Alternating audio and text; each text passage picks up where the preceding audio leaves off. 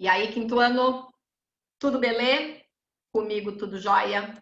Vamos começar nossa aula de hoje?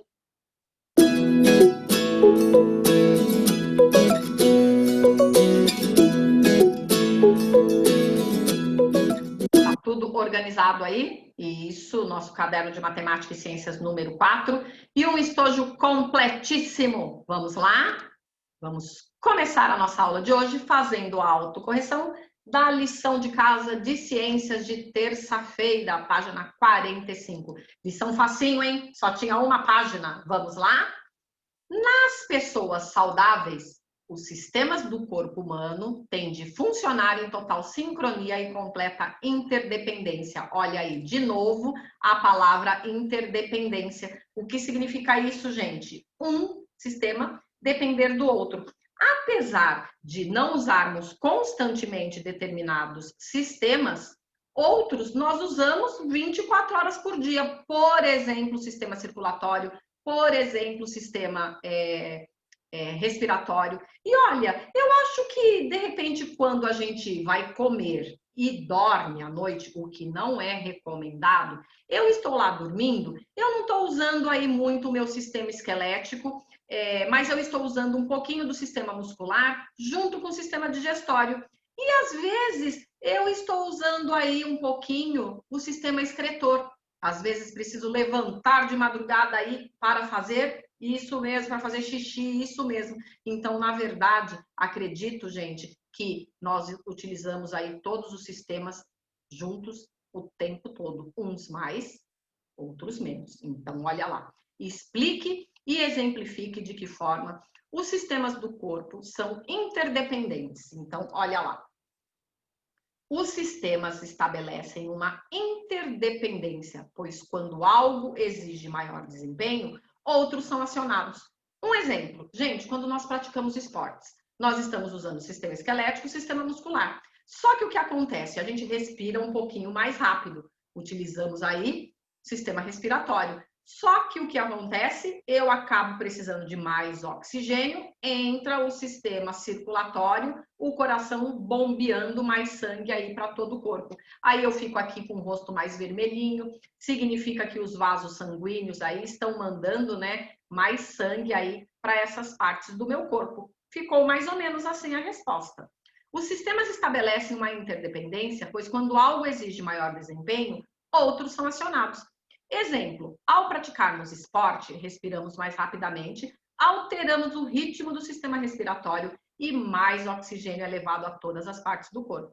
O coração também intensifica seus batimentos. Sendo assim, o sistema circulatório também é acionado. Outro aspecto que podemos observar é que a pele do rosto fica mais vermelha e isto se deve à dilatação dos vasos sanguíneos da pele.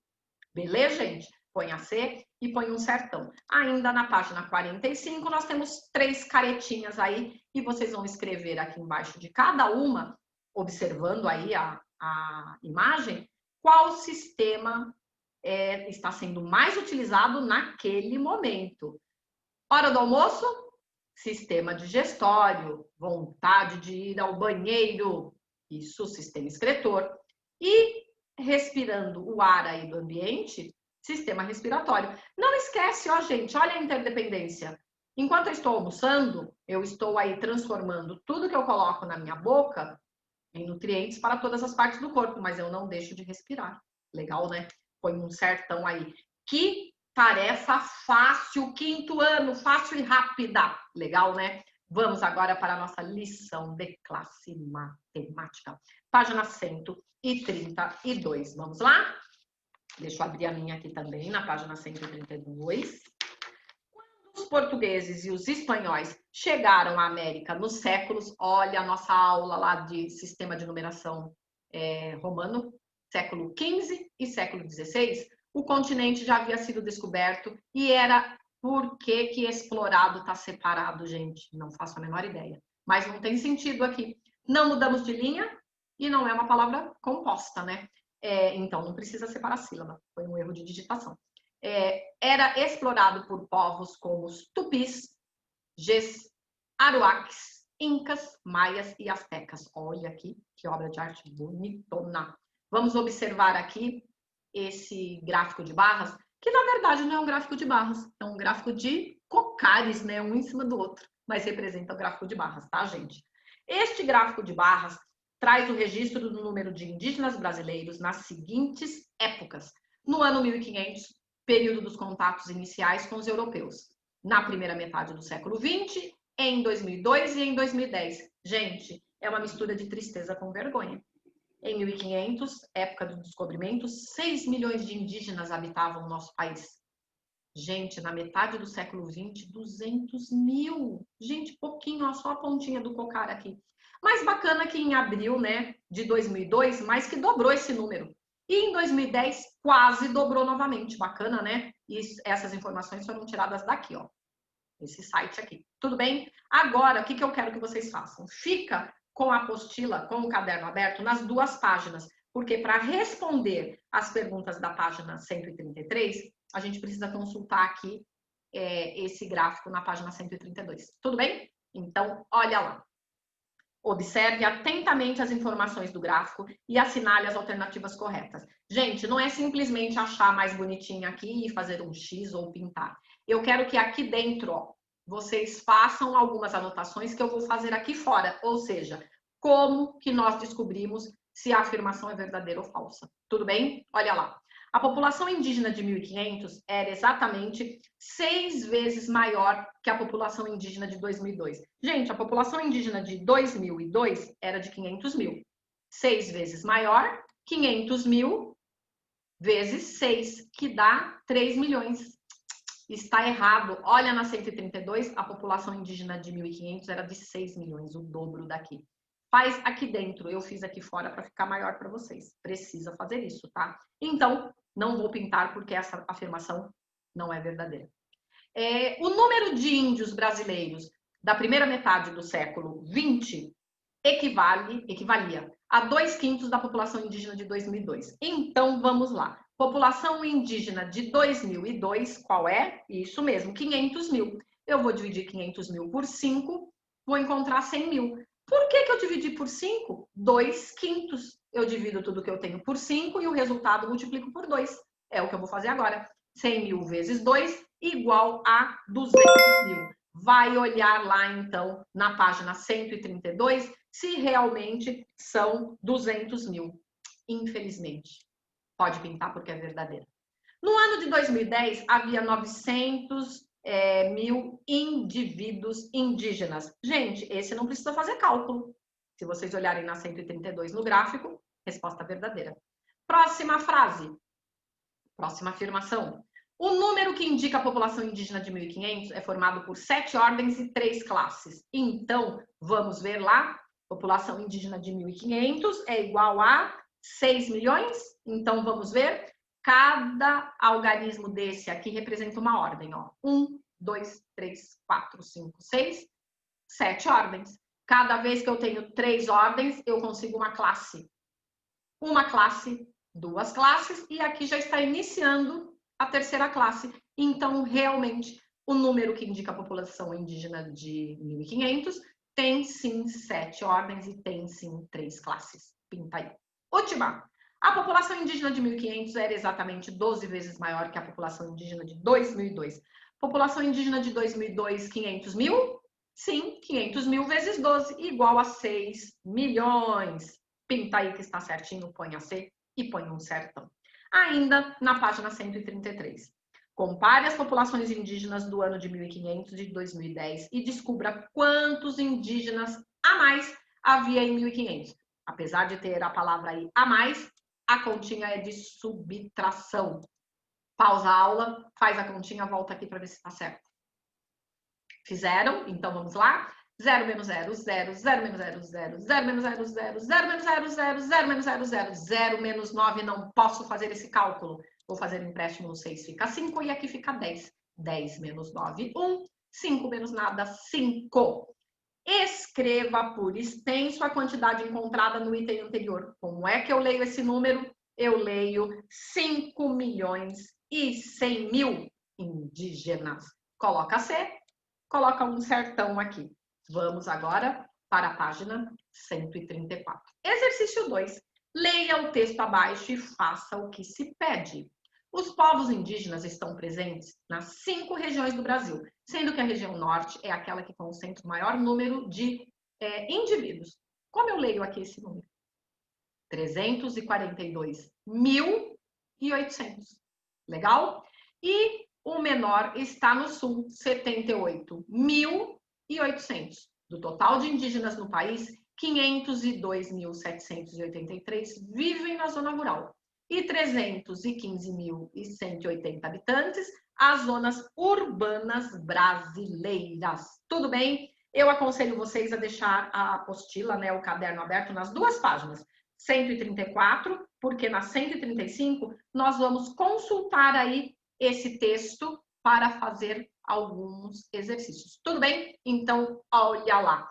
A população está dividida em 5 regiões. Tem uma legendinha aqui, ó.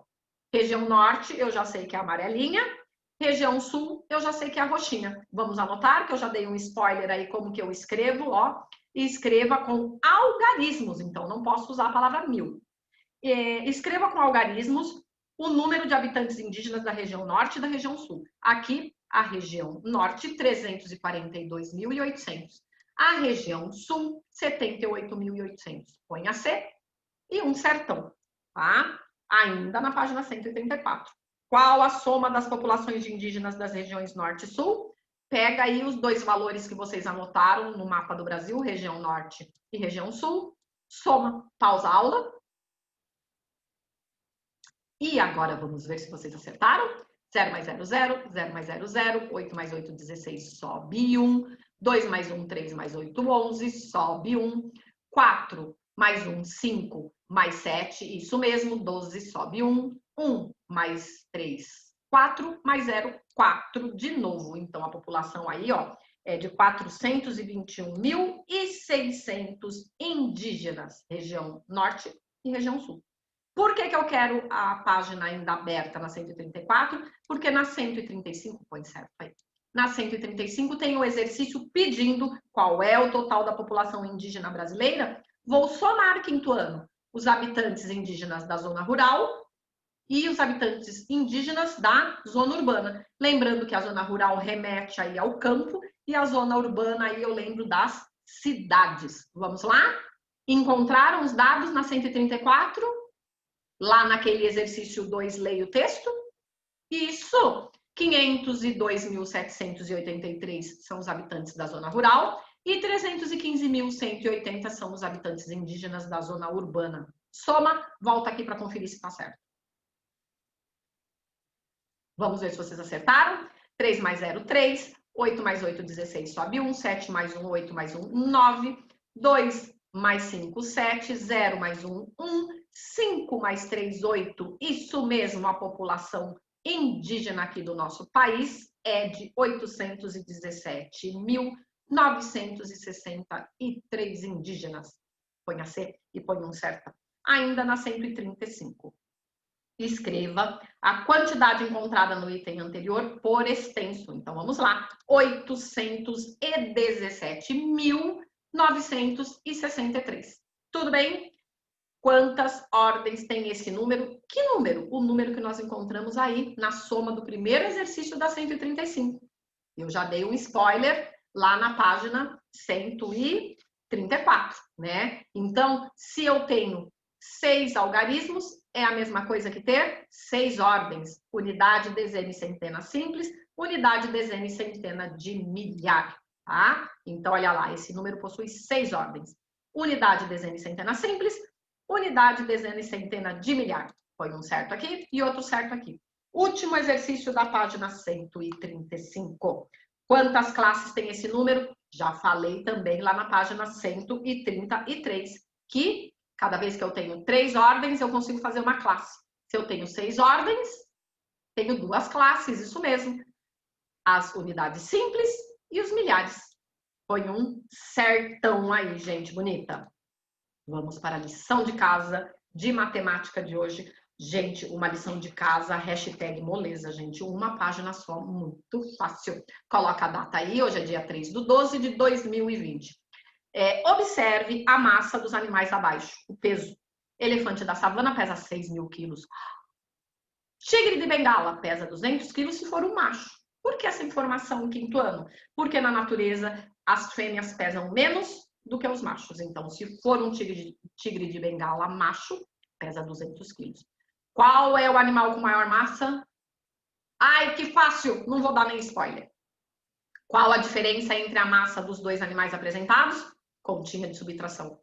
Quantos tigres de 200 quilos são necessários para chegar à massa do elefante? Conta de divisão. Chega de spoiler porque está muito fácil essa tarefa. Pega a agenda, abre no dia 3, quinta-feira, e anota LCM 13 e estudar. Estudar o quê? Amanhã é dia da nossa última AMS. Não é o último dia de aula, hein, gente? Então, nós temos aula semana que vem, segunda, terça, quarta e quinta. E temos as nossas lives ainda também. Tudo bem? Então, terminou de assistir a aula de hoje, vai lá na sala virtual, clica no questionário de frequência. Ah, tá escrito 4º ano aqui. Ah, não é questionário de frequência do 4º ano, é questionário de frequência do 5º ano, gente. Coloca o nome e clica em enviar, gente. Já vem a presença aqui para vocês. Tudo bem? E se ficou alguma dúvida, é só escrever para a gente, nanimarciaprofessoras@gmail.com. Um beijo, gente. Tchau!